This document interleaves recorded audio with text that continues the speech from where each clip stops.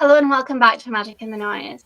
Today we are maybe solving a mystery, the Kryptos art sculpture at the CIA headquarters.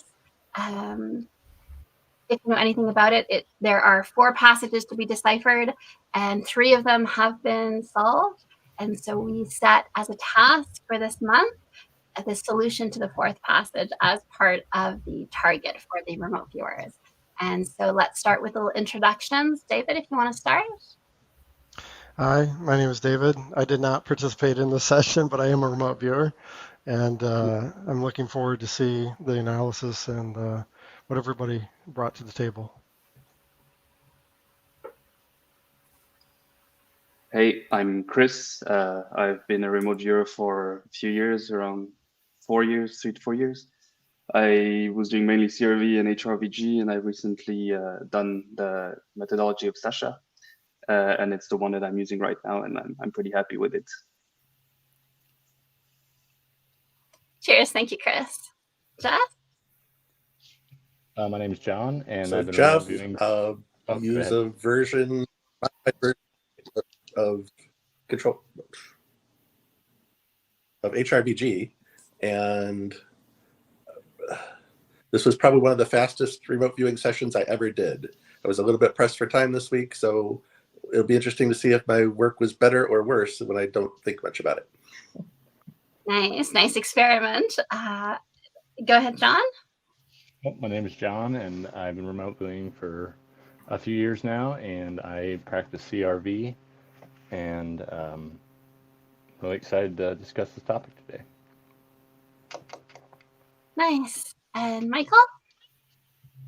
Yeah, so my name is Michael. I've been remote viewing for maybe 6 to 9 months now, and I do more just like free-form remote viewing. Don't really stay too close to any kind of fixed protocol for it. Cody? I'm Cody, and the method I use is CRV.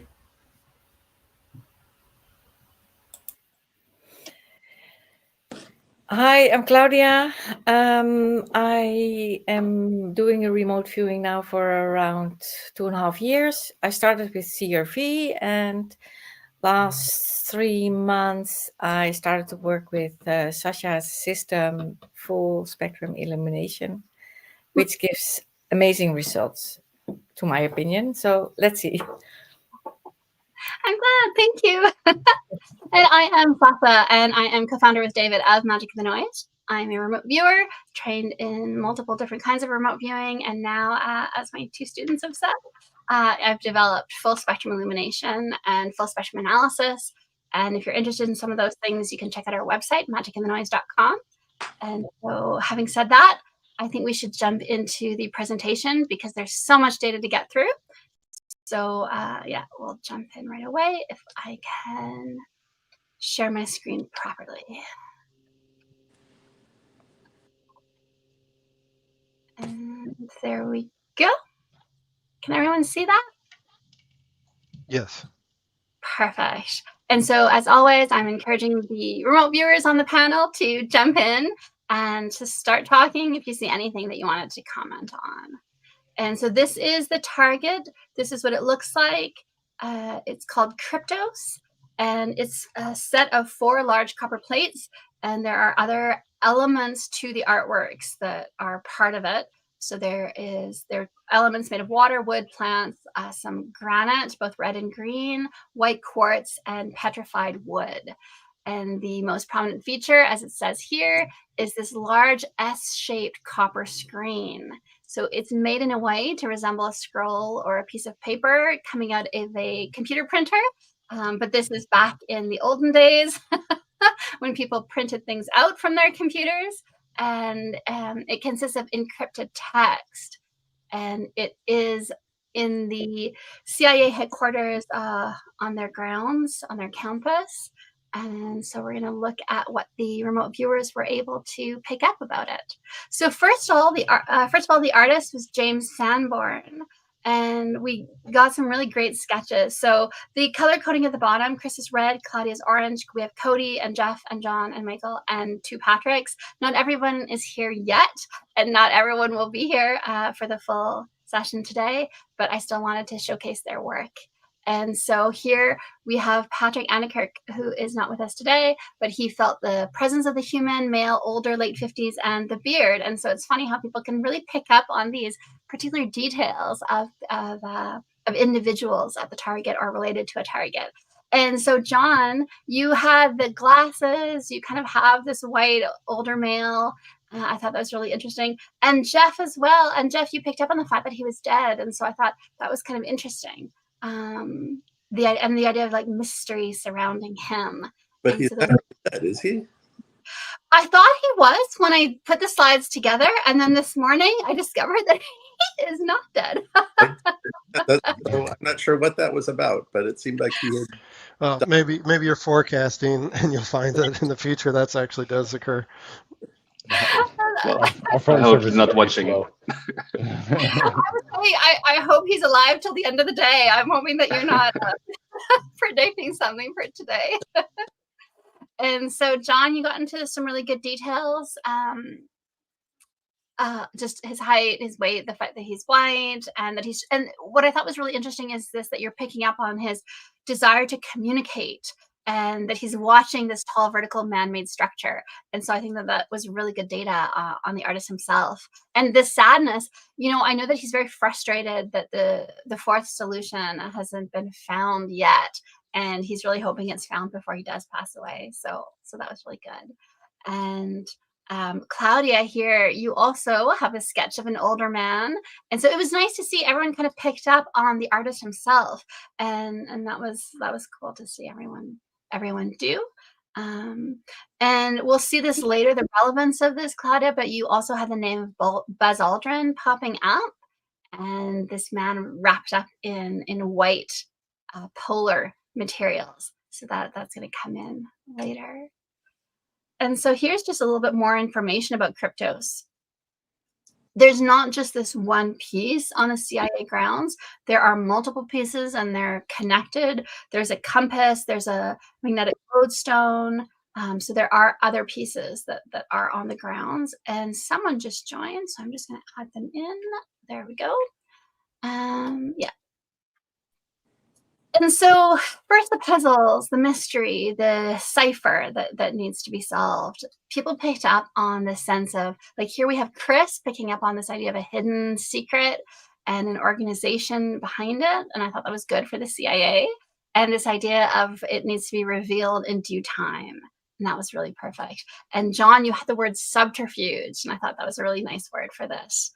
Chris, you picked up as well on that idea of lock and locksmith. And John had this idea of seeds, planting the seed for future events. And I see this as, there's the seed code, and there's the seed number that you use in some of these random number generating devices that are used to try to figure out the cipher. And so those were all kind of nice little points of data. And so, Chris, you have a lot of data here. I don't know if you wanted to say something about these in particular, because I thought this was really good data.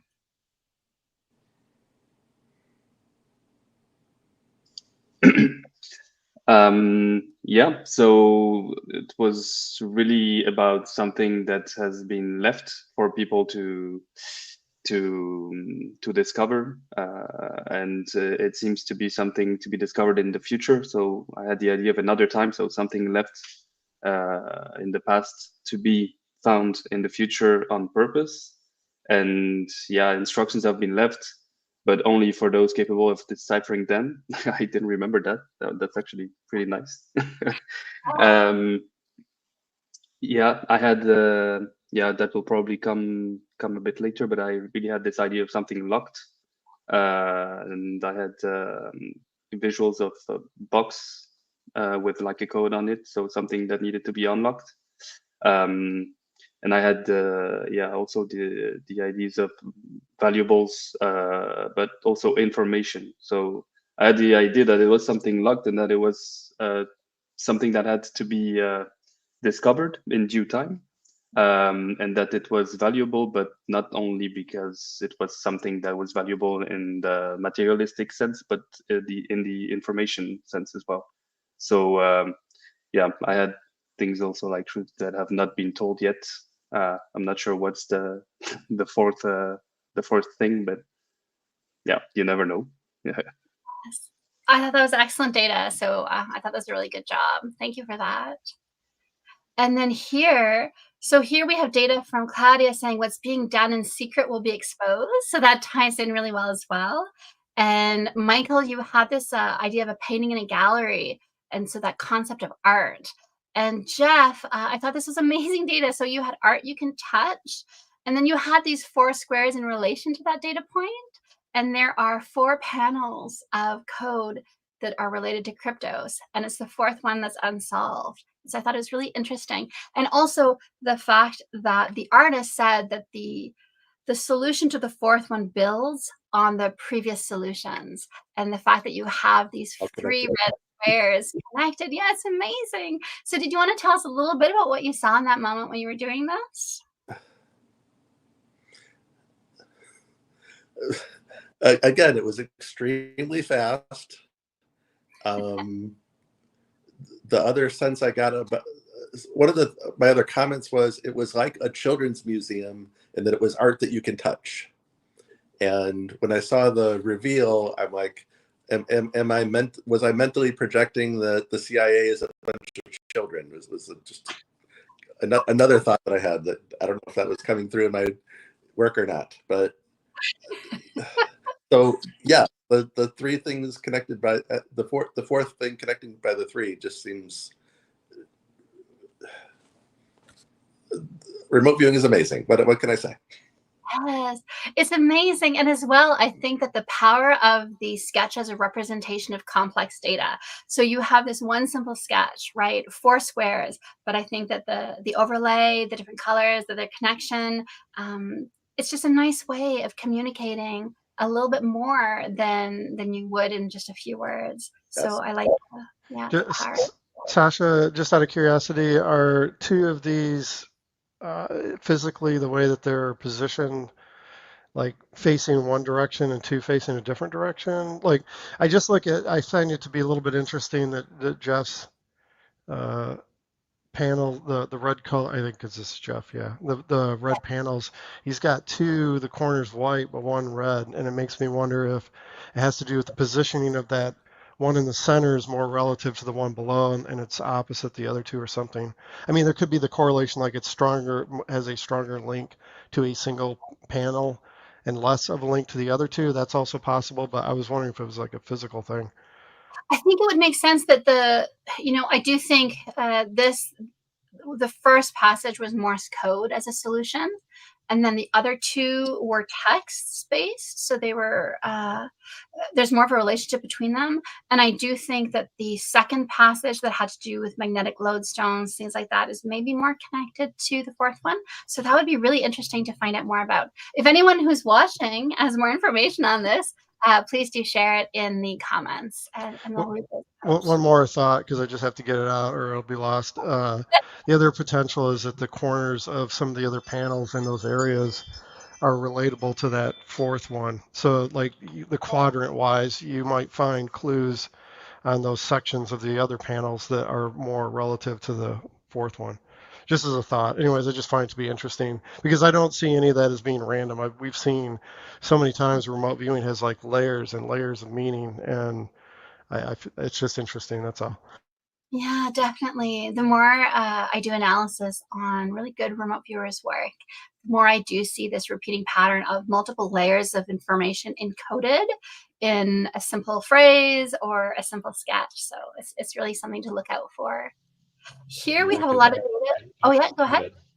Is to add with the art that you can touch is, I know I had a sketch in there of somebody touching a wall or a surface, and it was like she was trying to listen. I think I put that she was trying to listen to it or talk to it, he or she, and so I was just saying I felt the same way about the art you can touch, but it was almost like you could. It was more of an aspect, maybe a deeper meaning on. It goes beyond just what you can see, to find this clue out for the last solution. That That's makes sense. really- Yeah. Yeah, I think so too.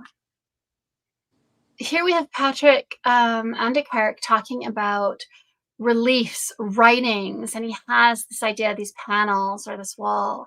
And again, he has this fabric of logic in a room and a sense of a matrix embedded in structure. I thought this in particular, a matrix embedded in structure, it's such a nice overview of the target itself in one little piece of data. And he also has this idea of adjustments, mathematical measurements, and this dynamic flowing and something discovered mathematical. And it's all really relevant data, and the idea of a grid and a model of all models. All these things tie back in a really good way to Kryptos itself. And here you can see Kryptos, the sculpture, illuminated from within, and how at night the message, the text that's written, the letters that are written are illuminated in these white letters all around it. So really good data here as well. And then here, John, you were just talking about this woman touching the wall. So do you want to say a little bit about something of your data here? Oh, you're muted. So, Yeah. oh, there we go. So like I said, it was for that sketch in particular, because throughout my whole session, it was that first one was that it was tied into someone, of one person, a particular person. It was almost like a gatekeeper of sorts, or I forget the actual words are used for that. But no, like I had said earlier, it seems that it was more to like it was so personal, like a personal connection between the structure and that said person, and I think it's going to take more than just our physical, our vision, or we're going to have to use hearing and go in more depth layers into this.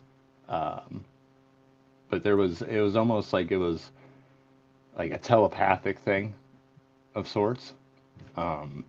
Maybe, and I remember watching a few YouTube videos about the topic, and they were talking about maybe using frequencies, something embedded in the frequencies of the code. But yeah, and more or less that's what I had. That would be really cool. And I do think I've also seen, in relation to the sculpture, data points that have to do with frequency and the artist's interest in frequency.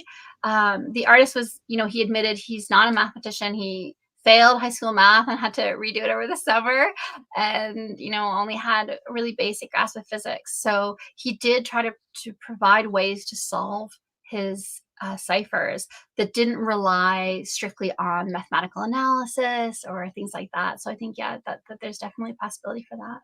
And David, we have a comment from YouTube.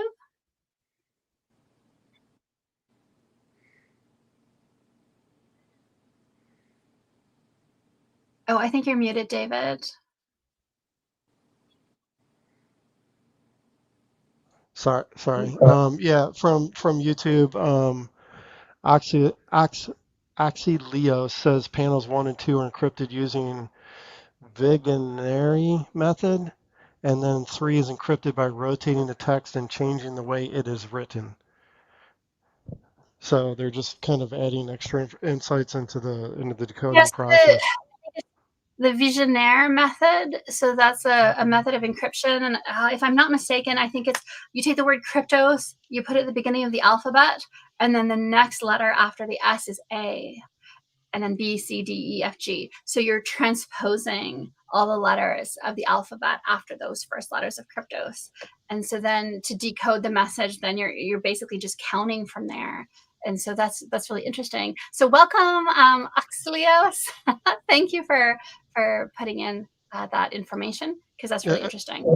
And just one more thing I want to throw in on John's stuff, and also because Jeff had talked about it, but I wonder if there's any kind of braille, blind reading, encoded surface level information in there that through touch, there's information that's encoded that's not necessarily easy to see visually. And then the other thing, because I had looked at this with Sasha, and I'm not an expert on any of this stuff, but when I saw this stuff lit up, it made me think of the Torah, that there could be a relationship to the Torah because of the way that it's kind of constructed and laid out. It was just a random thought I had. Anyways, keep going. Well, I was going to say, I think this really fits in with the comment from YouTube, the Oxalios. This idea of, because the Torah, if you look at the Bible codes by Michael, I've forgotten his last name, but it was a big book, I think in the 90s. But he showed that if you take the Torah and you put it all in one sheet, no spaces between any of the words, and then you look at random number, or you look at a number skip code. So maybe you look at every 5th letter, or you look at every 10th letter, that there are all these messages that seem to be embedded in it. And one of the ways that it was modeled in the book was in this circular, cylindrical way. And so I think you're onto something there, David, that idea that this does resemble that on some level. So yeah, very, very cool. And so here we have data from both Patrick and Claudia. So Claudia, do you want to talk about this? Because you saw this large, big wall and underneath there's machinery. So yeah, did you want to say a few words?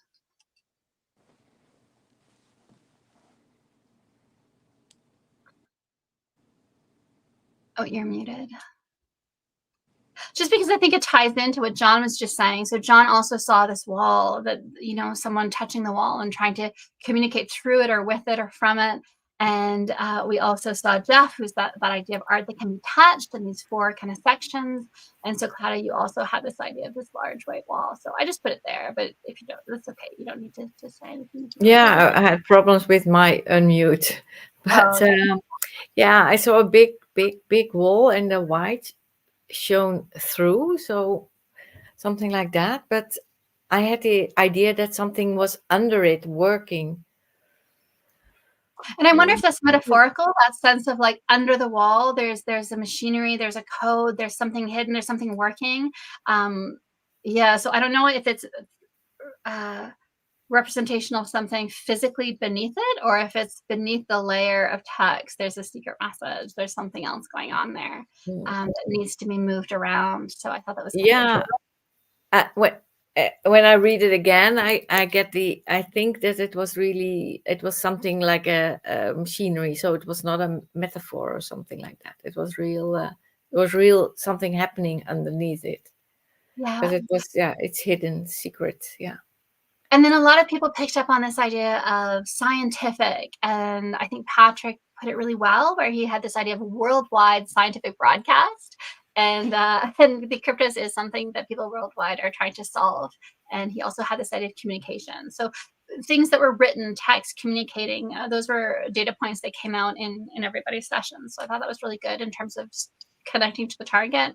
And so here again, just on that, Sasha, I also had on one of my pages a sketch of someone looking to I put a very big window or kind of a big screen. So it's very similar to what John had and what Claudia said. And on John's sketch, there was a lot of hair on that person, and I put that the person looking at it is recognized because he has odd hair. That's true. Yeah. Okay. So John can maybe look at your session data. I'll be uploading all the sessions to Patreon later today, I think. And so that would be really, I think there's a connection there. And then here, Chris, you're talking about, just that idea of picking up on the vertical structure, making it public, that it took time. Yeah. And after a while, they can celebrate when all the solutions are found. And that idea that it will be famous or it is famous, that was just really good in terms of conceptual data that you're picking up as a remote viewer about something like this. And John also had this idea of understanding the larger picture. And Patrick is saying, he gets a sense of something that's encapsulating and surrounding structure that has to do with light. Here we had Patrick Flanagan, the mint green, who picks up on this idea of something about rules or structure of society. Actually, is that Patrick Flanagan's writing? We'll have to double check that. And so here is the solution to second passage, and it was totally invisible. How is that possible? They used the Earth's magnetic field. The information was gathered and transmitted underground to an unknown location. Does Langley know about this? They should. It's buried out there somewhere. Who knows the exact location? Only WW. We don't know who that is. This is his last message. And then there are, there's like GPS. There's 38 degrees, 57 minutes, 6.5 seconds north, and 77 degrees, 8 minutes, 44 seconds west, layer 2. So again, so this is just, even the solutions are in some ways mysterious. And you kind of have to do some research and figure out, okay, what does this solution to the cipher mean itself? And I did think it was interesting as it relates to the magnetic field. People were picking up on that. Patrick picked up on it. Michael, you had these tori with overlapping magnetic impulses. And I thought that was a really nice depiction and good data. Chris, you had these ideas of the secrets are going to be buried for another time. And in the meantime, they're going to be protected, and that idea of being underneath a hill. And I think that really does fit in with solution number 2. John picked up that it was GPS-like and territory mapping. So that was really excellent that you were picking up not just on the possible solution 4, but on previous solutions as well. And Claudia, you also picked up on the magnetic field. And Chris really had a lot of data about that underground being buried, something of great value. So that was just nice to see all the correlations between the different sessions. And here, this was fun. So the solution to the first passage was Morse code. That's how they solved it. And a lot of people picked up on this. So Claudia, you had these, you can see it as representing the Morse code, but you can also see it as representing the letters that are cut into the metal panel. So that was really nice. And then again, John, here, that idea of something auditory recording. I think partly the idea of frequencies for the 4th passage might be valid, but I think as well it ties into the first passage with the Morse code, which is sound. And so I thought that was really interesting. So here again, what I thought was really fun to see. So Michael, you have this rectangular box-like thing with these little dots, these little points all over it. And that can be interpreted to be the building behind Kryptos. But I think it's also a nice representation of Kryptos itself. And what I thought was funny, Claudia, you have these and you describe them in not just as a curtain of shiny, shimmering things, but you also have the idea of rain or ice crystals falling. Yes. And Jeff had a rain cloud that was raining down. And Michael, you had these star shapes cut out of these rectangles. So those are really nice correlations, especially between Jeff and Claudia with the sense of rain. I thought that was nice. And here we had John, who had to leave us, but will be in chat, I think. This I thought was such a nice sketch, this idea of graphing, scientific model. And it's really appropriate for something where you're trying to solve this or solve the clues, decipher something. It was just really nice data, nice representation of it. And even just from a physical description, I think it matches really well. Yeah, and I think it connected with other people's, even just wall coverings and the idea that they're holy as HOLEY, so having holes. I think that was kind of funny and good data. Yeah, and Claudia, you had that sense of Christmas decorations, right?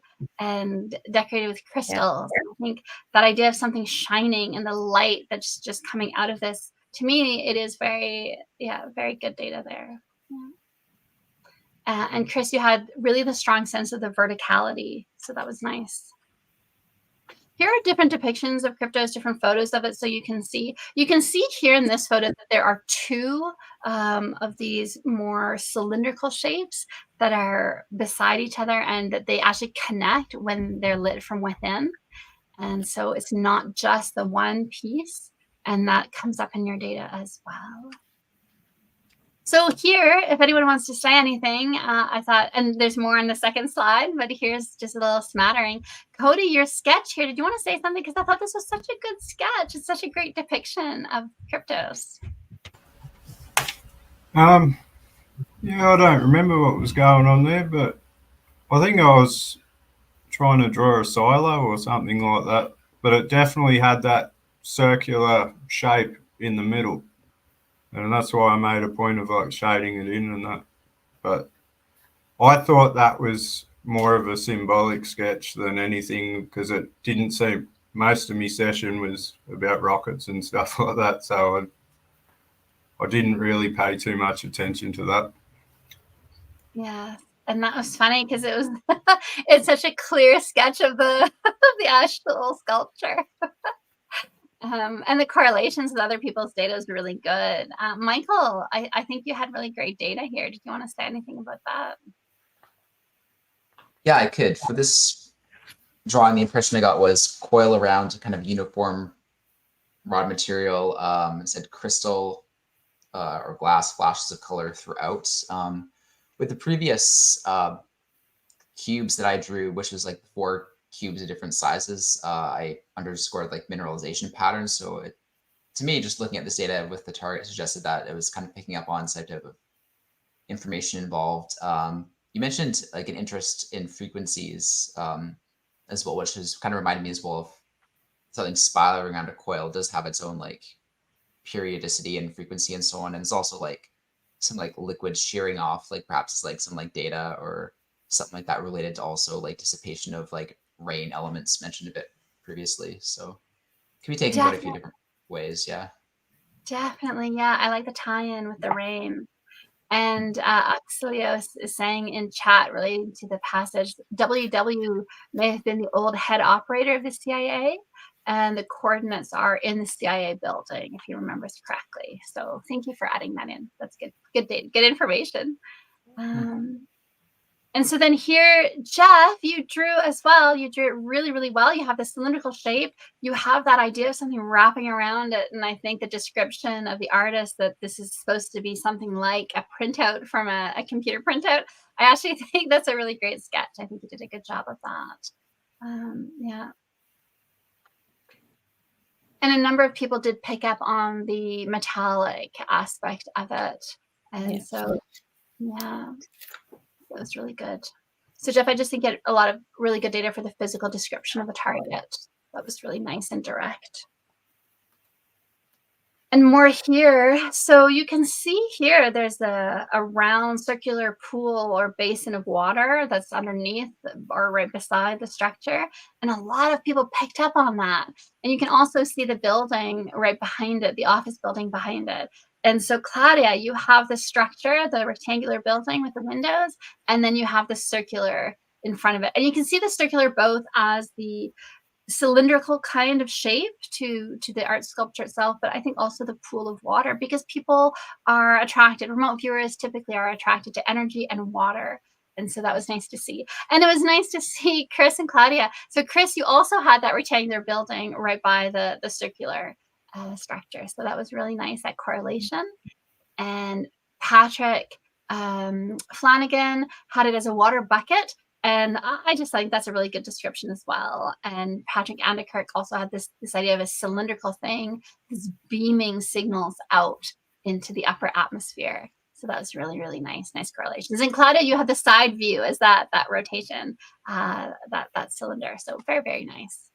And here, Michael, this was such good data, such a really amazing description of the physical aspects of the target. So yeah, I was really impressed by what you had here in your sketches. The fact that it was metallic, a lot of people did pick up on that, like I was saying.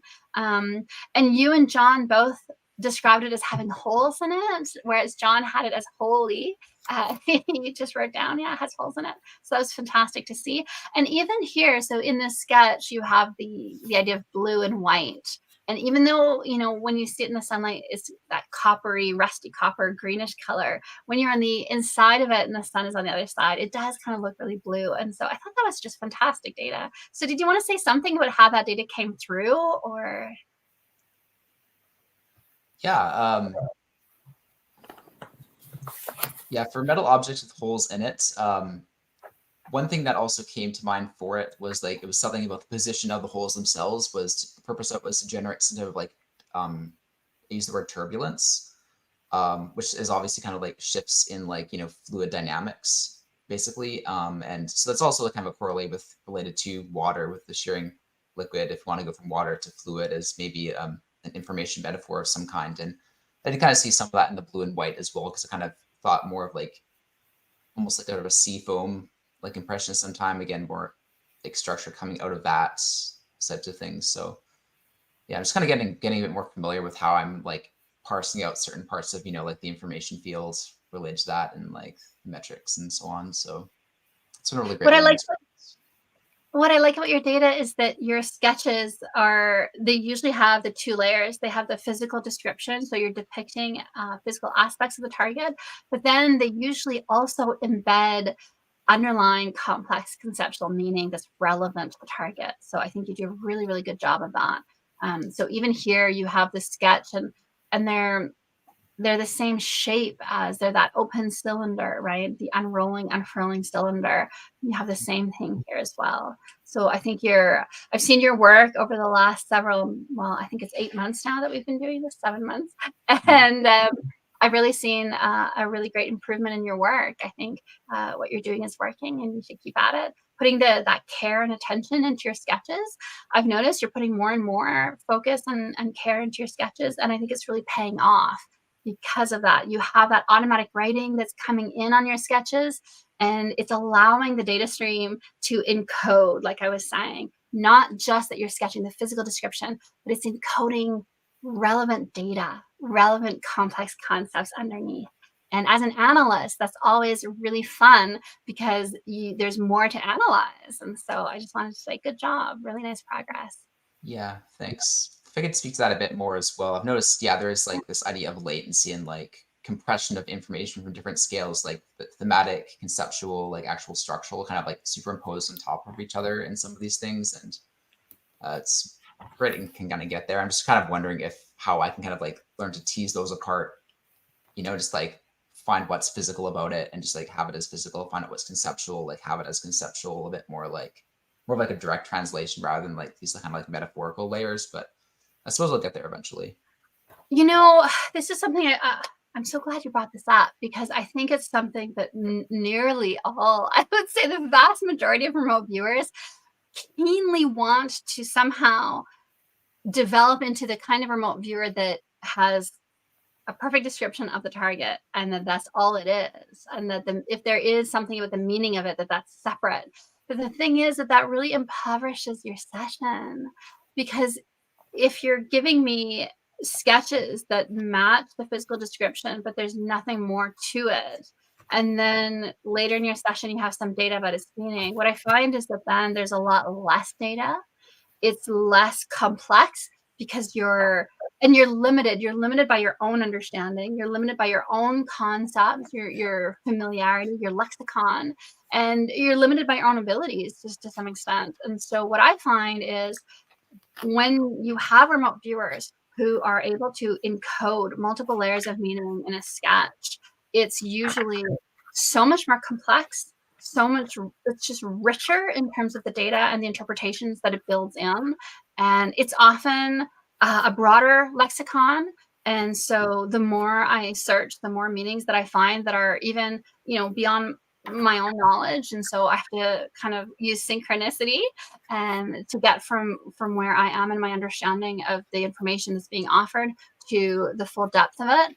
And so I'm not sure why, as remote viewers, we tend to want to be able to say, I drew the exact picture that was in the feedback, right? I think we want to prove that we're psychic, but I don't know how much value that has, because the tasker already has the picture of the target. So then why do they need you, right? As a remote viewer, if you're just looking to prove that you're psychic, then yes, drawing the picture exactly as it looks in the feedback package makes sense, because you want to prove that you were able to see something that's hidden from you.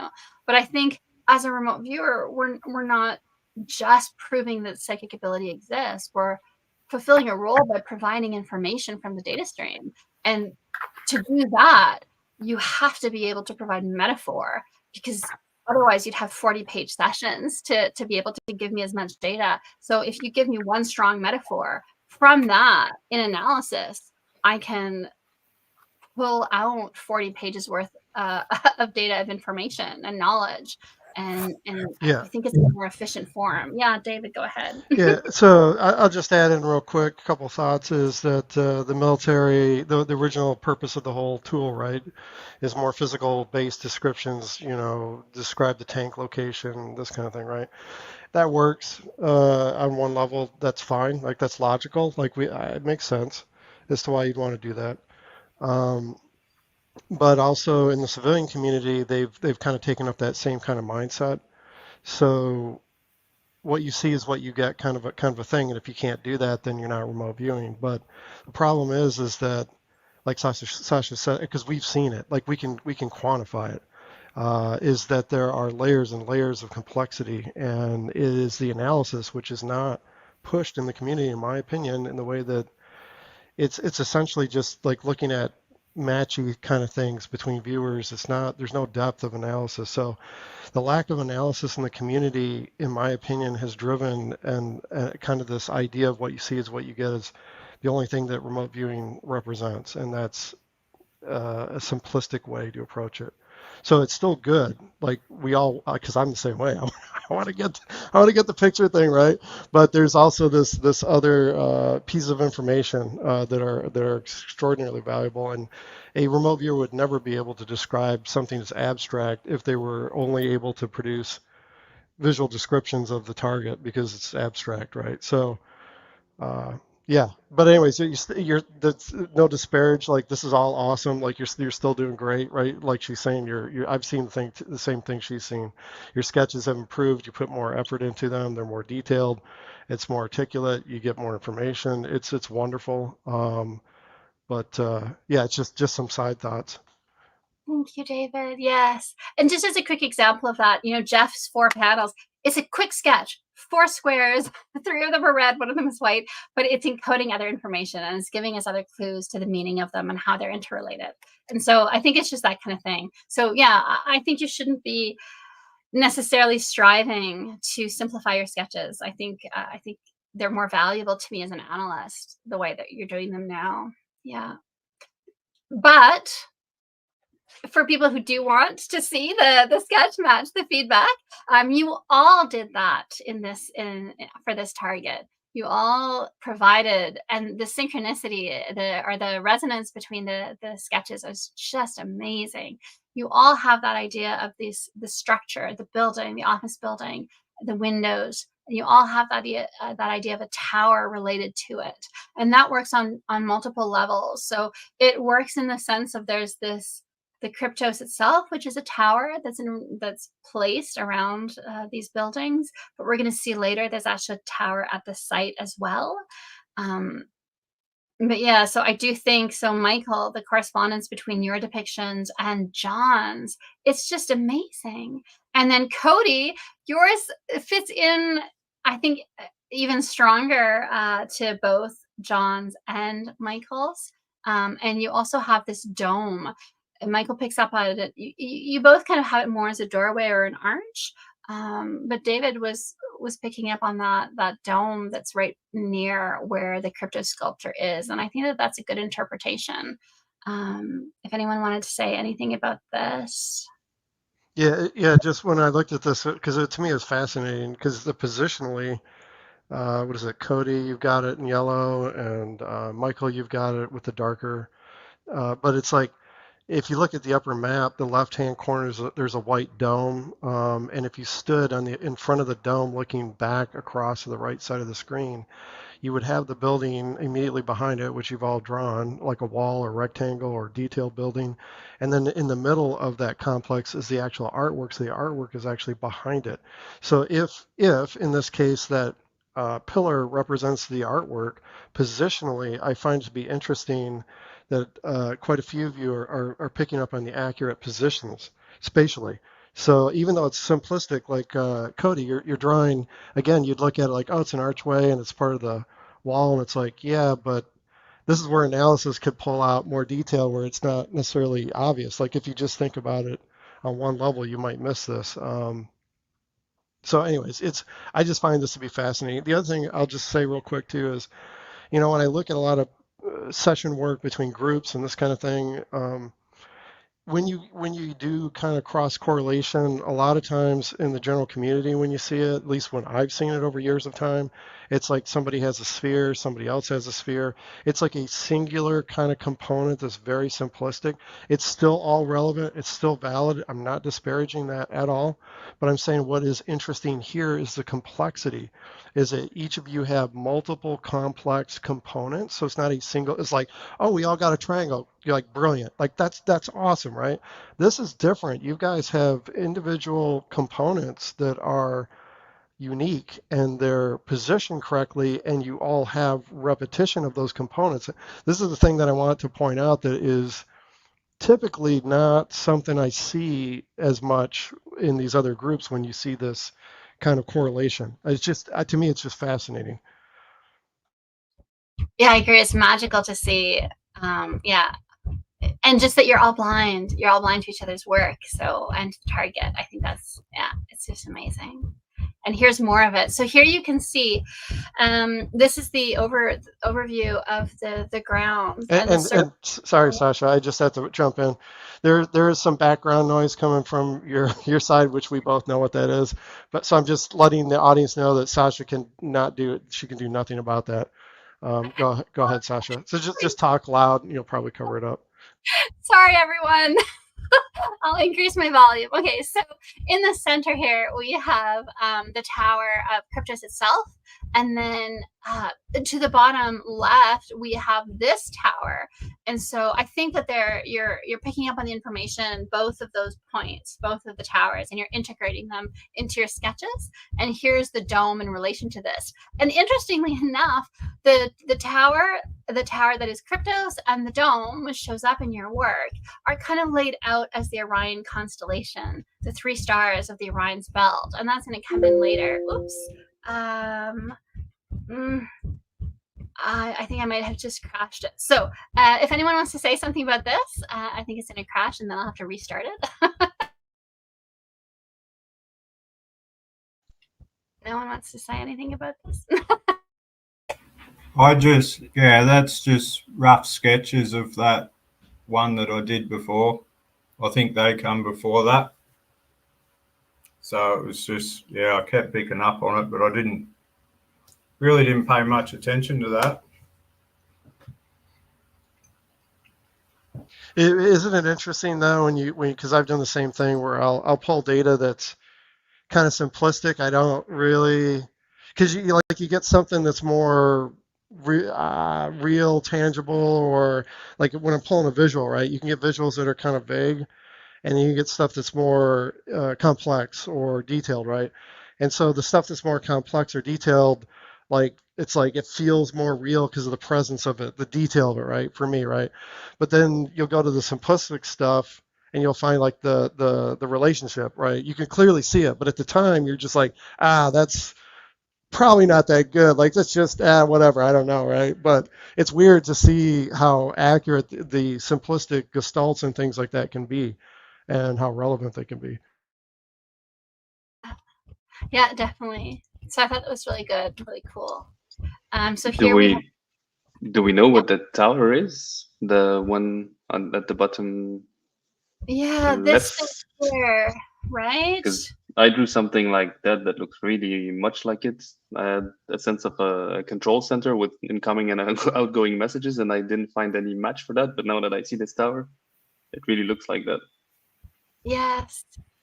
And I think partly it's a water tower, but I think partly it's something else. And one of the things that David had brought up is that the dome here might have some of that sense of the purpose of what it does. And so, yeah, we'll have to do more research on that to find out more, I think. Michael, you also picked up on it as more of an airport kind of layout. But I do think you were picking up on, there's all these huge parking lots for all the CIA employees.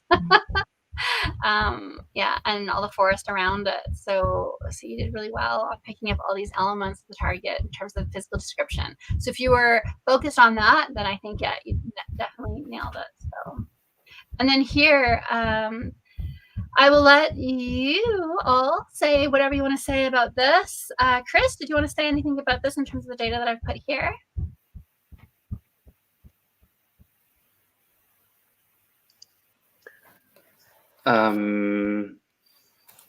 Yeah. So the data that I have here kind of correlates well with the place that all of this happens. So it's a place. So I'm gonna read what I put. So it's the place where it's all processed and control verifications are performed. You get messages, you process them, and deliver a response. A response for good traffic safety rules. And I put black hat. Here, I mean, my interpretation of black hat is more like in programming, like doing stuff in a shady way. So that's not great for the CIA, but I think, I mean, it's obvious that they did or do some shady stuff. So I would consider that as good data. It's to defend and attack, protection. So yeah, basically that's what they do. So they get intelligence and they defend it, and they spread disinformation or they counter stuff to protect whatever internal information they have. And then yeah, low people with no ethics is maybe strong. And I'm happy I don't live in the US. And that this is on YouTube. Definitely. Yeah, that's why I let you say it. And then, you know, I think it was interesting that you have that sense of safety and rules. And Patrick Flanagan also wrote down rule of society. And so I thought that was really interesting, that correlation between the data. And Claudia as well, you had that sense of a research center. I thought that was really good data. And John, who wrote down, he had this sense of this private land, and there's something about either keeping people out or keeping something in. And I thought that's perfect for the CIA. So yeah, really good data. And then here, here's the map from Google Maps. You can see this is where it's located. Kryptos is located, and it's just really close to the river here. Here's the broader campus of Langley in this lower right down here. And I thought it was really cool, interesting that a lot of people were mapping and putting it close to the water. So really good data. So Cody, you have the sense of it, you know, the ground of the CIA, I think, and then you had it near water. And Michael, you also have that sensation of open water and land. And Chris, you mapped it out and really, really well, really accurately. So that was just really nice to see. Also, I like that the cliff, kind of the sense of cliffs, came out both in Chris and Michael. You both had that kind of sense. So I think there was something really good data there. And then here, this was really fun because, Chris, you drew this, and I actually do think that it looks a little bit like Virginia. So that's where Langley's located. And when I was looking at Jeff's session, Jeff, you have the place to watch from, and you have this structure. And when I flip it over, I think that there's something there to it. I think there's just a fun little hint that maybe you guys are kind of picking up on the location itself. So I just thought that was fun, a little data point.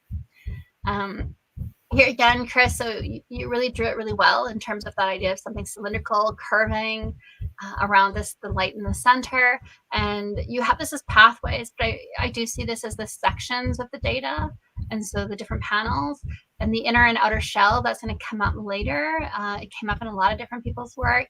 I like that you had the green coming through the metallic as well. So we've seen that in other people's work. And then this I thought was really perfect description. You had it light coming through, and it's as if it's transparent or hiding behind something or masking. So again, it's kind of transparent in the sense that you can see the building behind it. If you light it from within, you can see the letters shining out, and that's the secret code. So really nice data there. And then here we have John, sorry, so this is the proper coding. I apologize for the wonky color coding on this one. I don't know what happened there, but so he also had that sense of something translucent, and he has denoted. He has it in the same area where he had the sense of something dotted, which I tied into the Morse code, but it's also the holes in the metal itself, and that idea of a spoon-like shape that matches really well. So both Chris and John here are picking up on that same sense. And Claudia, you had these kind of semicircles, and you saw them as gray with green moss. So it's that idea of that shape is coming through everyone's data, and the green tint to it is coming through as well. I really like, Chris, where you have this idea of about making the story known throughout time to preserve its history. So it's really good data that everyone had. Claudia, you have the big white skyscraper type of building with some kind of maybe a heli pad on top. I think that's a really nice description of the CIA. And again, it matches with Michael's, the two of you, Claudia and Michael, you had a lot of similarities.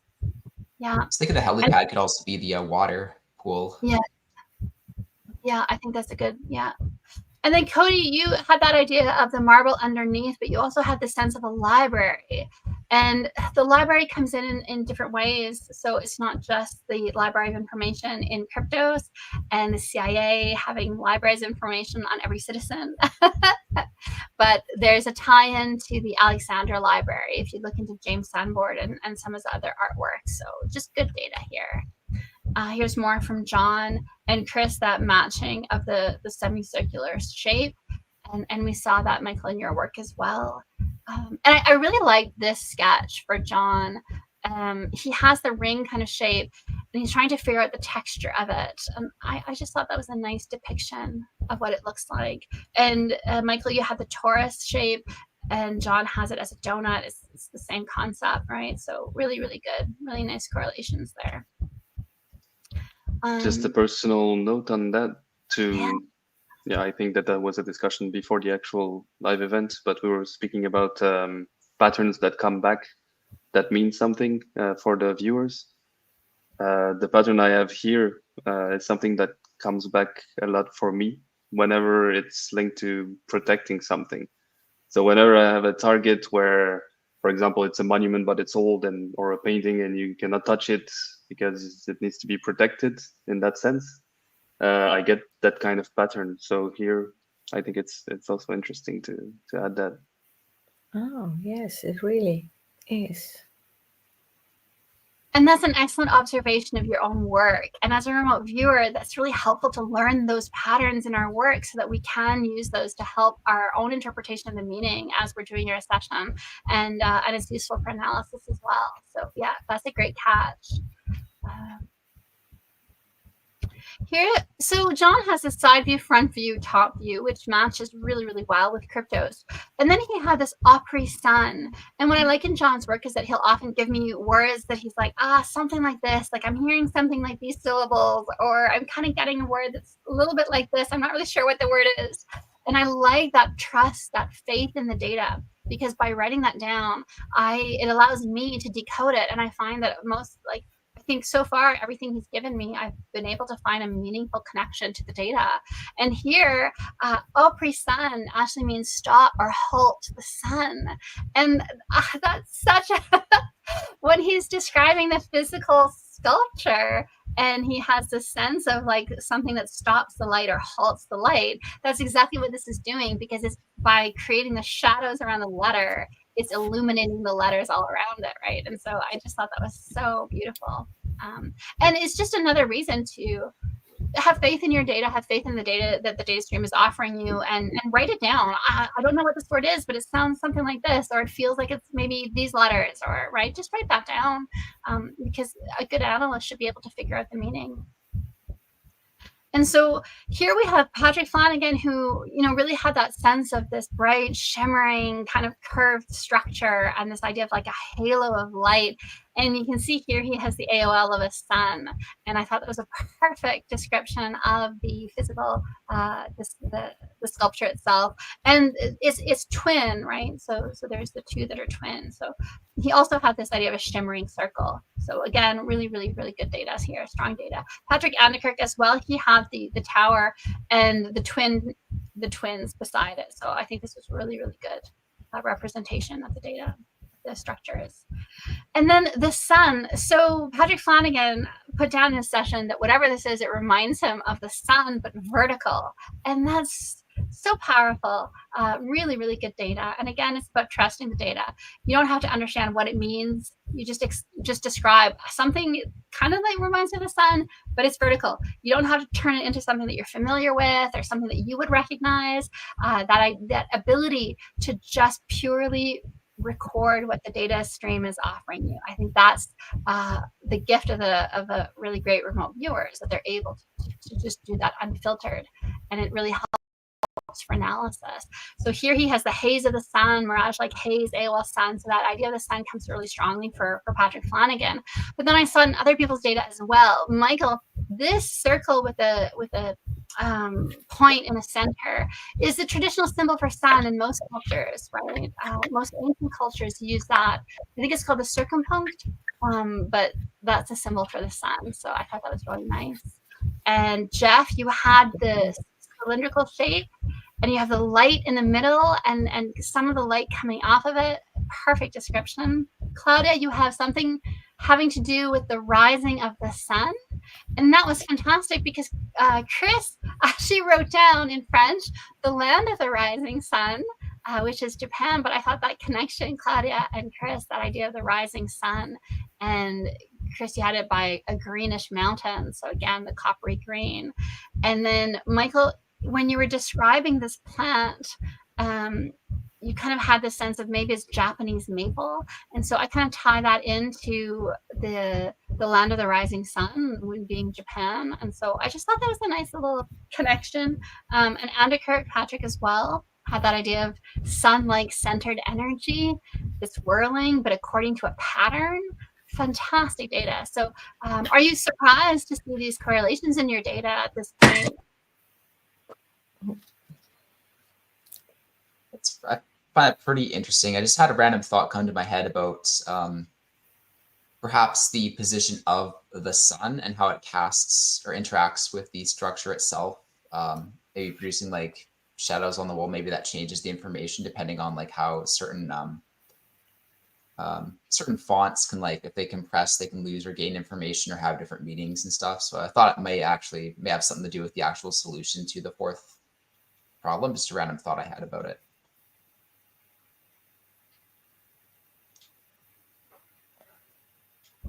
That ties in really well with the data that I'm going to be presenting. So good catch on that.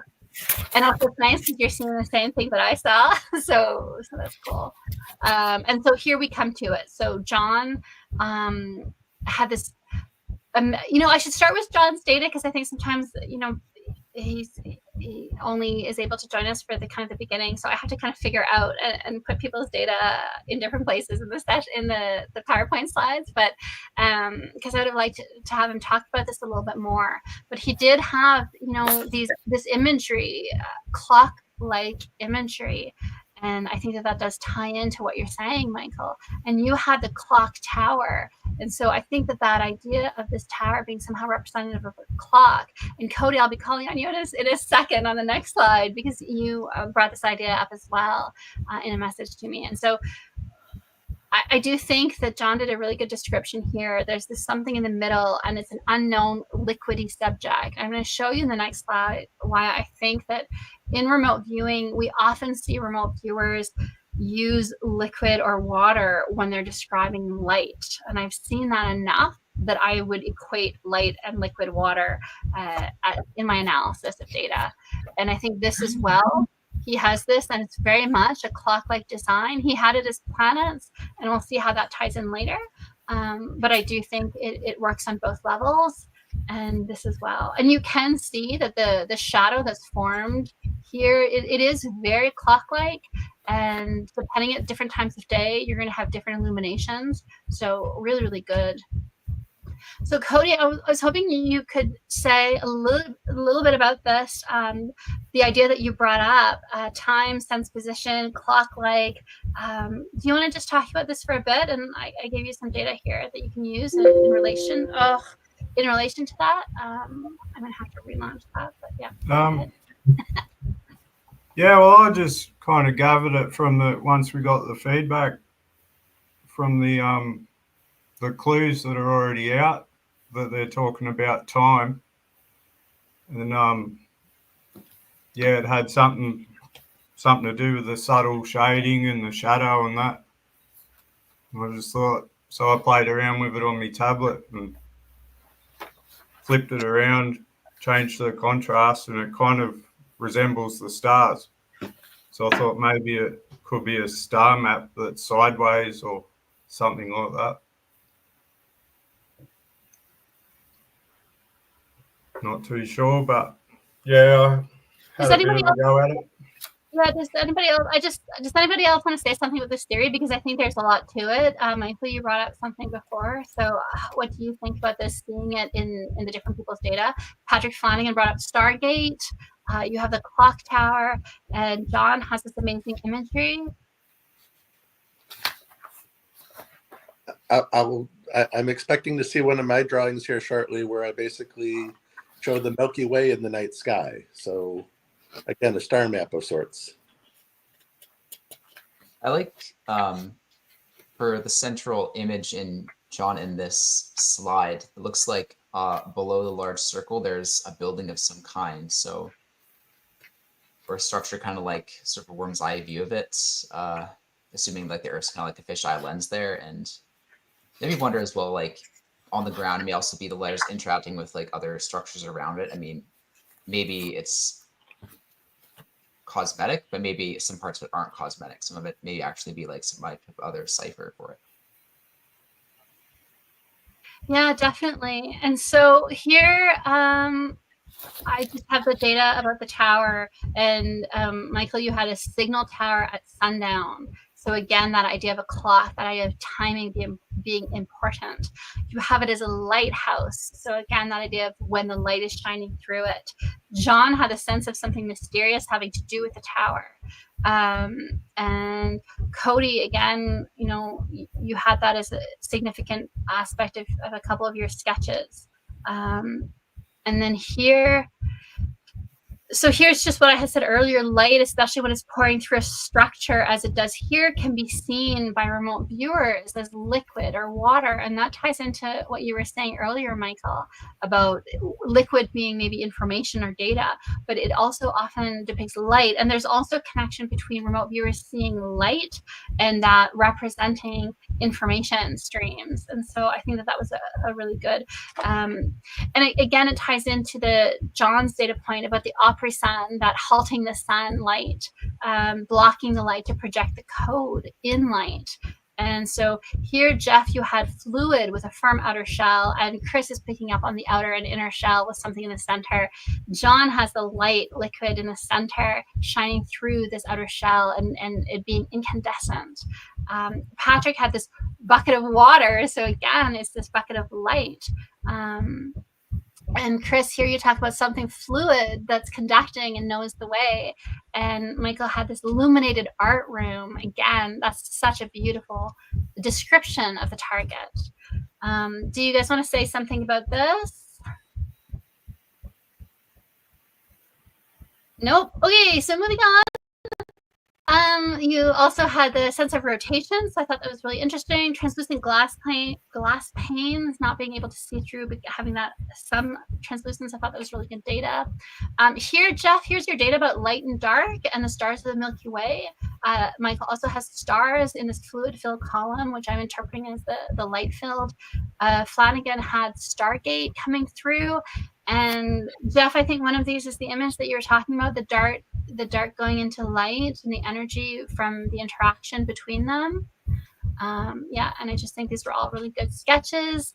And both John and Patrick Andekert talked about plasma and the intelligence of plasma, data in plasma. I thought that was really, really good. Patrick has it as a Stargate with the plasma in the middle. And yeah, Jeff, the fluorescent lighting. Here we have this idea of data, information, in intelligence in the liquid. And Chris, you had, it's really well designed, attention to the little details. So again, just really, really nice depictions. So here we get to the circular water feature. And John picked up on it as being important, this idea of the liquid and the whole. So I wonder if that in some way is related to some of the information in the fourth solution. The Stargate imagery came through really strongly and very similarly, both in Patrick and Claudia's and other people's as well. I saw the exact same Stargate imagery. And Claudia, again, you're picking up on this idea of the water flowing through and having that be something to do with energetic systems. So I thought that was really good. And everyone here is picking up the sense of mountains. And I thought that the circular cylinders are maybe mountain-like in how they're coming through as remote viewing data. just really nice. And just the correlation here was really nice to see everyone's data looking really similarly. Cody, I like that you picked up that sense of a marble-like stone, because I think this stone is actually really important in relation to passage number 2's solution. And John had the sense of this porous rock, and he has that sense of loosening. Again, this word is something like loosening, and I think that that is really keying into the idea of Lucifer, and we're going to see why in a few slides. But again, there were 4 sections of text, 4 codes to decrypt, and we see Cody, you have the 4 sections. I thought that was stellar. Beautiful data there. Really good work. And then even here we see very similar data from John and Cody about transformational motion. And I think that that's as the sun moves through the sky, it's illuminating different sections of text of Kryptos. So I thought that was really a good point. And then Chris, here you have the obelisk of marble coming through in your data in a really nice way. So that was nice. Wow. And then the name Kryptos, it's the theme of the sculpture is intelligence gathering, and so I think you guys did a good job of that. And then here we get into, David, if you want to talk for a minute or two about the 2001 Space Odyssey in relation to this stuff here, the Egyptian obelisks, that would be amazing. Well, it was just interesting because when I looked at your session work, some of it pointed to space and the moon and this kind of thing, and maybe it was coincidence, but it was bizarre to me because the more I saw the data in your session work, the more I saw like without even trying, I saw correlations to the 2001 movie. So in this particular case, because there were other sections, but in this case, the obelisk in the movie is a doorway, and it has stars in it at one point. And there's 2 movies, 2001, 2010, and the general idea is that these obelisks evolve consciousness. So the Neanderthal, the apes, basically learn tools by touching the original one on Earth. They then go to the moon and find there's a second one. The second one's sending signals out. That's how they find it. It's on like a crater of Tycho or something, and then they go find the other one near Jupiter, and the output of that is that they evolve from interacting with humanity. Did you want me to say more, Sasha, or is that good enough? Yeah, that's good. And so I think there was a lot of data that supports that tie into 2001: A Space Odyssey. Not just the idea of the Stargate, but in I think this is the AI overview, I think ChatGPT of the movie 2001, and they talk about the monolith is hollow and full of stars. And I think that matched really well both with Kryptos. So I wonder if Jim Sanborn was inspired by that movie in how he designed Kryptos. I think, Michael, you have that exact hollow full of stars thing here. And then in this overview of the 2001 movie, you have this idea of merging with Jupiter, and Jupiter becomes a mini sun, and that that ties into some of your data about that. Talks about the Stargate, and there's I think I have it on the next slide. That idea of the mini sun becomes named Lucifer, and so I think that ties into John's data here. And so again, just really good data here.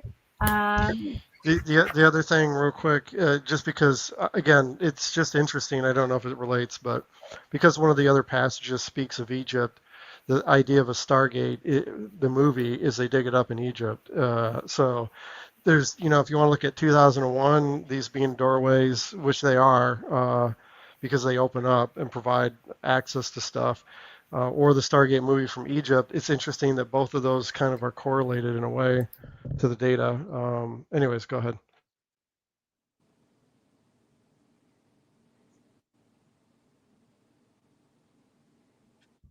Yeah, I think that's a really good point. I think that's a really good correlation.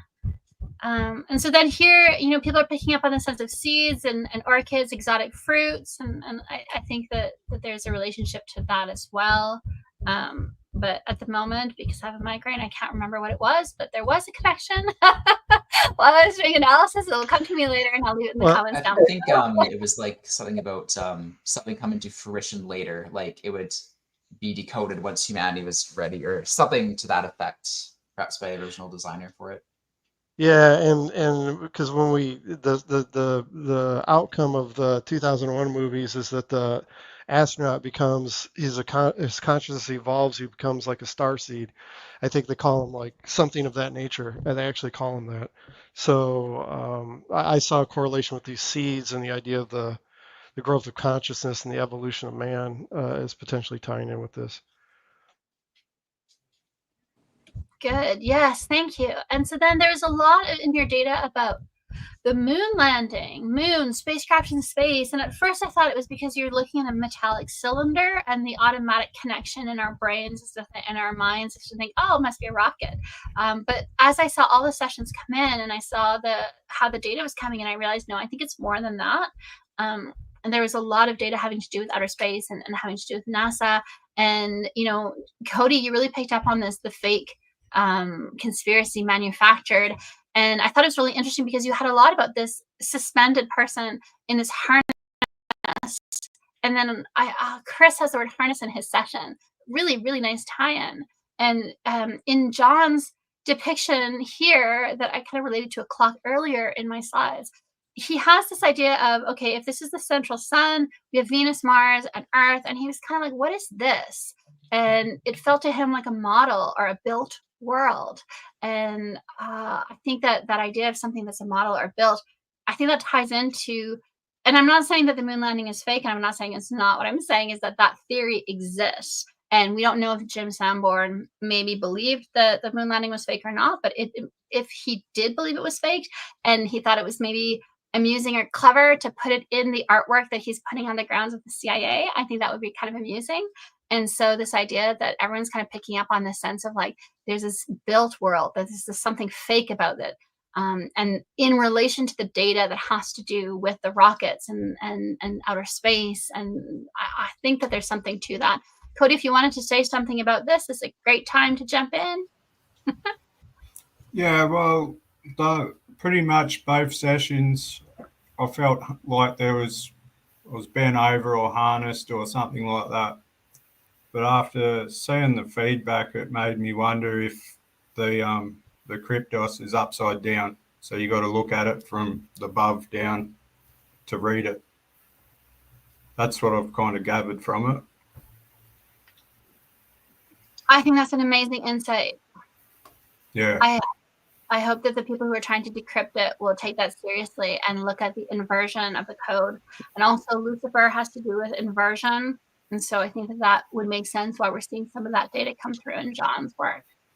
And so here's more about this idea of the moon landing. Yeah. On the moon landing, Sasha, if it's linked to the Apollo 11 mission or the moon landing, I found just a small correlation that could make sense. One of the clues, if I'm not mistaken, is east-northeast. And this is defined as 67.5 degrees. And the coordinates of the moon landing of Apollo 11 was 0.67416 degrees. So that's a pretty close match. And also east-northeast is not 67.5, but it's around 67.5 from what I've read. So that's a pretty nice correlation. So if that is linked somehow to the Apollo 11 mission, that would be a good key. That's amazing. And Chris, I would ask if you can, after the video is posted, you can leave comments under the YouTube video. Could you add that in? Because I think that that's really key. And people who maybe don't make it this far into the video, I wouldn't want them to miss out on that because I think that's really relevant. And it fits with the data really well. Yeah. Because again, I think that there was a lot of data that did fit the 2001 movie. And again, we're not talking about what is true or what is not true. We're talking about what the artist might have wanted to include in this artwork, especially for something that he's putting on the grounds of the CIA as an artist who was a little bit maybe not super supportive of some of the things that the government was doing at the time. So I think that would be interesting. I think, Chris, your data about the previous generations know-how, expertise, the fact that we haven't been able to be back on the moon, I think that to me, that was a bit of a note to that idea, maybe, in terms of supporting that idea of the moon landing relation to this. And something about the history, the past, the events, that's events that are difficult to believe even today. And I think that the moon landing kind of fits that idea definitely. And Jeff, you had this sense of Star Trek. How do we get there? We travel like Star Trek. And Patrick Flanagan had that idea of the Stargate. I think it's that idea of not just that we're talking about outer space and traveling through it, but there's that fictional component. When remote viewers mention what feels like a movie scene, or it reminds me of a scene in a movie or a TV show, often that's because what you're talking about is something fictional, and that's a nice way that the subconscious kind of communicates that to you. So I thought that was interesting. So here we have a lot of really great data about astronauts in space. And Claudia, you had these, you weren't sure if it was polar or astronaut. And again, if it's a costume for a fake space landing or a fake moon landing, that would kind of make sense that it's a costume. So it's not actually protecting you from a vacuum, but it's meant to look like it will. So I thought that was really cool. Cody, amazing sketch of an astronaut. I really like that. And I think it ties in. And then here, I thought this was really fascinating because I talked about Orion's belt earlier. It also came through in John's data where he's talking about a constellation maybe being Orion's belt. And Cody, you were talking about that earlier as well, that link to the stars and how you did see that with increasing the contrast of the letters against the black background on the Kryptos, that if you increase the contrast, you start to see these patterns of the constellations. So I thought that was a really neat connection there with John's constellation data and the Apollo mission's badge. And everyone kind of picked up on this idea of stars and star shapes. And here is, if you guys want to say a couple words, anyone just jump in. But here's the Apollo badge. And here's the data that I felt like maybe pointed to a relationship there. And Cody, you were talking about the men in harnesses. I think that the shape that you have here, the bending over, I think is also related to, and you can see it in Chris's session here, that there's this symbol that's trying to come through, and it's coming through in different ways through your consciousness. So if you guys want to say a few words. Yeah, well, that's like pretty much what I was saying before. I actually felt like that, like I was getting pulled up by the belt or something like that. But then, then I thought maybe it's like in a rocket going to space or whatever. So I couldn't place it. It felt too good to be true. So I was just trying to move on from it, but I just couldn't get away. It kept going around in circles. Somewhere in my session, I put, is this linked to space exploration? And then I put, no, it's more related to propulsions. So it is still space exploration, but that ties in with all your rocket stuff, Cody.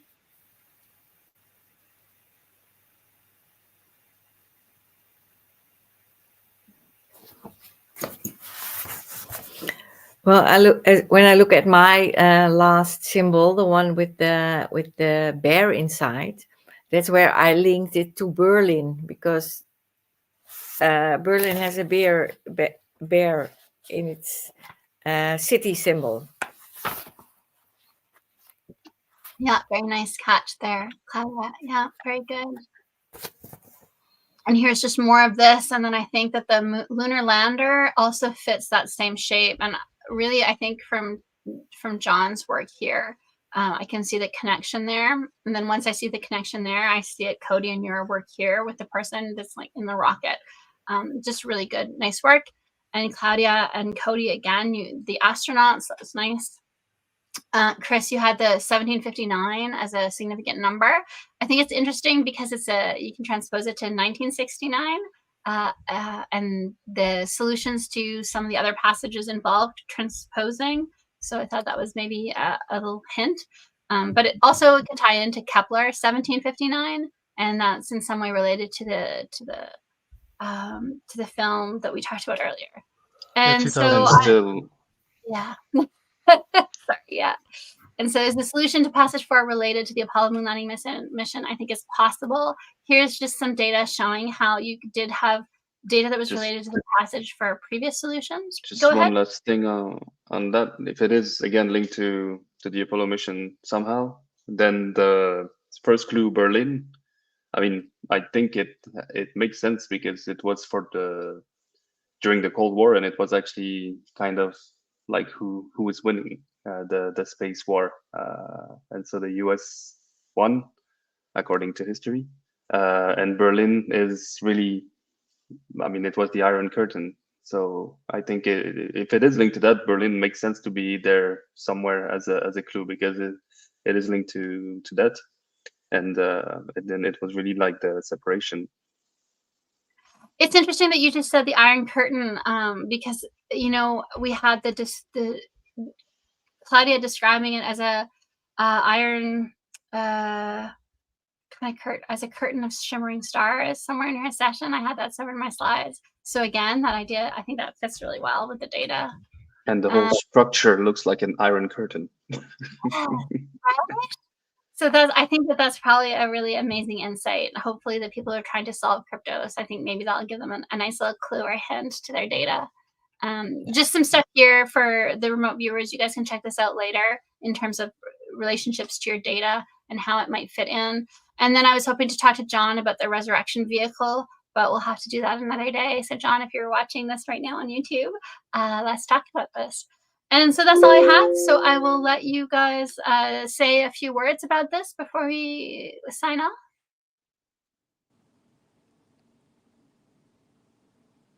That was an interesting target for sure. And to have like a cryptographic component for it, interesting to see how it showed up for certain people in like their data streams. And yeah, thanks for coming up with that. And yeah. It was definitely interesting. I think it was a hard target. But I'm really amazed every time with the, not synchronicities, but the correlation between the different data. Because I mean, it's remote viewing, so anything can come up in your session, and there's always so many stuff that are similar. We don't always find sense in them directly, but it's amazing that there's such strong correlations. So that's pretty cool to watch every time. Yeah, I noticed that I myself also tend to describe the surroundings, because I also had a green meadow and some trees around it. And when I looked really in the surroundings there, behind the sculpture, the statue, there was a green meadow with this small fence and with the two trees. So I was really surprised that I also saw this. Yeah, so it's amazing what you get from the data stream. And we'll see when it will be solved, but if it has anything to do with space exploration or the Apollo mission, that would be amazing. I think so too. Yeah, I hope it does. Cody, Jeff, do you guys have last words? It's gonna bug me now till it's solved. I hope you solve it, Cody. You have to keep us updated with whatever insights you come up with, because I think you're on the right track. You had brought up Berlin and the clock tower and that idea of using it as a clock. And I think I skipped over it too fast, but I did see in John's data where he has a clock, like if you take the circles that he had circled and you put it on the layout of the letters that are illuminated by Kryptos, I think he might be pointing to the letters that might be helpful in solving that. So if you are watching on YouTube, rewind to a few slides ago and try to figure out what it is I'm referring to. It's another little challenge for people. So thank you, Cody, for that. I thought it was really interesting. Your insights were really useful. Jeff? So one other thing about my data. So there was one thing that didn't correlate with anybody else's, other than just the way one particular thing came through in my session. And I can't even describe how, but it was very auditory, and it was with almost a commanding voice. And it was a location. It was Marshall, North Dakota. And Marshall, North Dakota is a town of about 2,000 people, a little town in the middle of nowhere. But it came through with such clarity. I have to think that that's important target in some way. And if I look at the way things like that have come through at other times, it might not be that specific location. It might be the name Marshall. I would bet that it has something to do with the fourth code. Nice, thank you. Hopefully people will let us know if that helps them solve it. Michael, David, do you guys want to say something before we go?